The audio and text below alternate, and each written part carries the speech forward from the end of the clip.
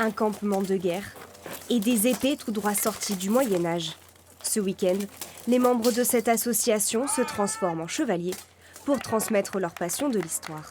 L'intérêt de la reconstitution historique, moi ce que j'y vois, c'est la possibilité de montrer comment ça se passait à certaines époques, comment on pouvait faire avec les objets de l'époque et retrouver les gestes qui accompagnaient ces objets. Et ça permet de remettre les choses sous un certain angle qui est plus crédible déjà et qui permet de voir un petit peu plus d'où on vient.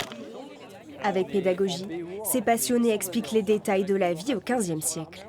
Et donc c'est des armures qui pouvaient monter jusqu'à 100 kg. Une expérience immersive qui plaît aux visiteurs. Les chevaliers, ça intéresse quand on est gamin. Les chevaliers, c'est intéressant. Les combats de chevaliers. C'est impressionnant le combat. Parce que 30 kg d'armure, c'est impressionnant.